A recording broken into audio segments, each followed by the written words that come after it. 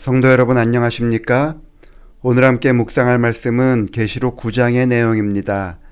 계시록 8장과 9장은 7나팔이 울려지는 모습들을 보여줍니다.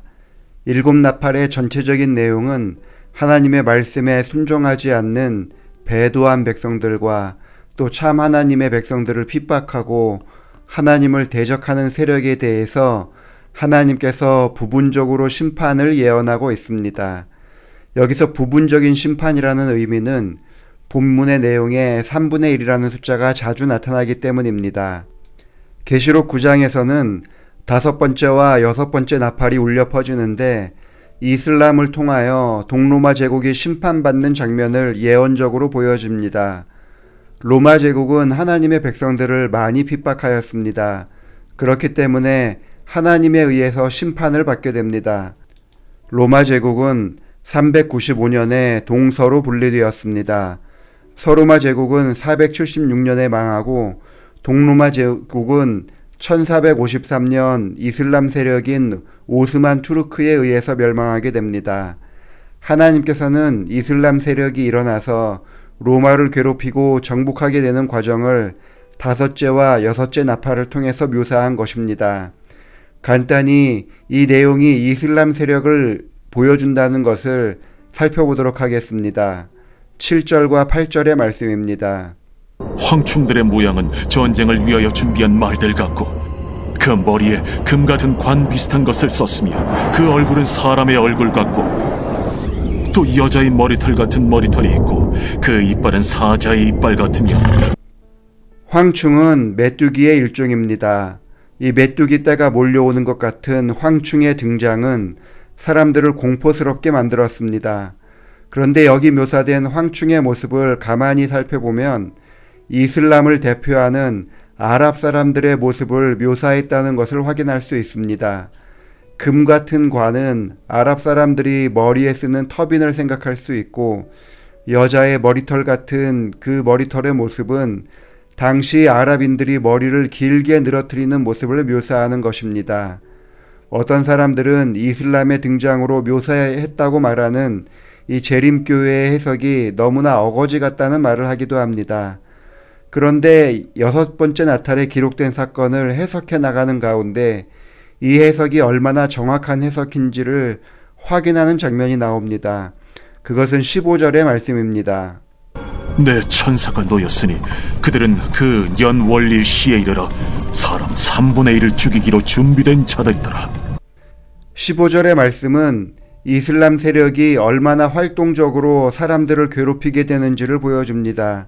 그 기간은 5째 나팔 이후 연월 일시의 기간이라고 이야기합니다. 여기에 기록된 연은 360일, 월은 30일, 일은 하루, 시는 15시간으로 해석할 수 있는데 예언적으로 일일을 1년으로 계산하면 391년 15일이 됩니다. 예언적 기산점으로 5째 나팔이 끝나는 1449년 7월 27일을 기준으로 391년 15일이 지나면 1840년 8월 11일이 됩니다. 1838년 예수님의 재림을 기다리던 사람들 중 장로교 출신 조시아 리치라는 목사님이 오스만 투르크의 멸망을 1840년 8월 11일로 예언을 했는데 비슷한 시기에 오스만 투르크가 힘을 잃게 됩니다. 오스만 투르크의 몰락을 지켜본 사람들은 논란 가운데 성경의 예언을 다시 살펴보게 됩니다. 그리고 이 사건을 계기로 재림운동은 급속도로 번져나가게 됩니다. 사실 계시록을 해석하고 적용하는 것은 쉽지 않은 일입니다. 예언 자체도 어렵지만 그 해석도 우리에게 익숙한 내용이 아니기 때문에 어려운 것입니다. 그러나 우리가 신앙적으로 중요하게 생각해야 하는 것은 20절과 21절의 말씀입니다. 이 재앙에 죽지 않고 남은 사람들은 손으로 행한 일을 회개하지 아니하고 오히려 여러 귀신과 또는 보거나 듣거나 다니거나 하지 못하는 그 문통과 목석의 우상에게 절하고 또 그 살인과 복술과 음행과 도둑질을 회개하지 아니하더라.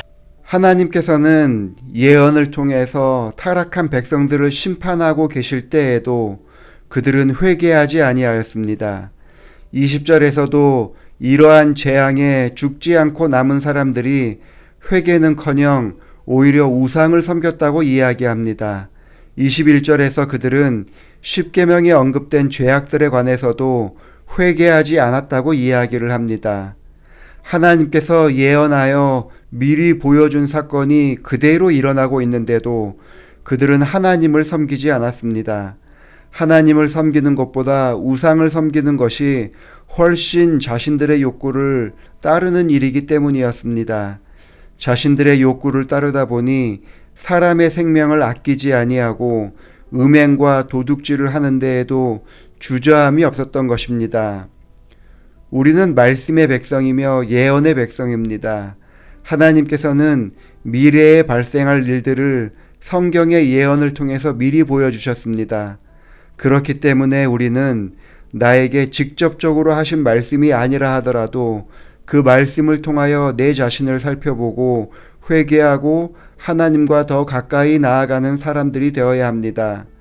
때로는 이해하기 힘든 성경의 말씀이라 하더라도 그 말씀 가운데 우리의 죄를 지적하고 우리로 하여금 하나님께 돌아오라고 초청을 한다면 우리는 죄를 버리고 하나님을 따르는 사람들이 되어야 합니다. 성경의 예언들은 해석하기 어려운 부분들이 있습니다. 그러나 그것이 하나님을 따르는데 방해가 된다고 생각해서는 안 됩니다. 20절과 21절에 기록된 회개하지 아니하더라는 말씀이 더 이상 우리에게는 적용되지 않는 하나님의 사람들이 되기를 바라면서 말씀을 마치겠습니다. 기도하시겠습니다. 아버지 하나님, 우리를 하나님의 자녀로 삼아주시고 하나님의 하시는 일을 예언을 통하여 알게 하시니 감사합니다. 세상의 종말이 가까웠음을 알고 우리 자신을 살피며 하나님 앞에 정직하게 회개하고 인도해 주시는 대로 따라가는 사람들 되게 하여 주옵소서. 김선희 집사님 가정을 위해서 기도합니다. 집사님을 하나님의 사람으로 인정해 주시고 주의 전에서 봉사하는 자 되게 하시니 감사합니다. 평생 집사님을 인도해 주신 하나님의 은혜가 남상우 성도님과 지우, 건우 두 자녀에게 넘치게 하여 주셔서 성령의 인도하심을 따라 주님 안으로 돌아오도록 인도하여 주옵소서. 온 가족이 각자 자신의 위치에서 최선을 다해서 일하고 또 공부하고 있습니다. 항상 건강한 가운데 주어진 일들을 어려움 없이 해내는 사람들 되게 하시고 다른 사람에게 도움이 될 뿐만 아니라 각자의 주어진 일들을 통해서 보람을 찾는 사람들 되게 하여 주옵소서. 지우 양과 건우 군이 공부를 마치면 자신들이 원하는 일들을 하나님께서 허락하신 장소에서 일할 수 있도록 기회를 열어주시고 온 가족이 하나님 안에서 화합할 수 있는 좋은 배우자들을 두 자녀에게 허락하여 주옵소서. 가족의 구원을 위한 집사님의 기도가 응답받게 하여 주시옵기를 예수님의 이름으로 기도합니다. 아멘.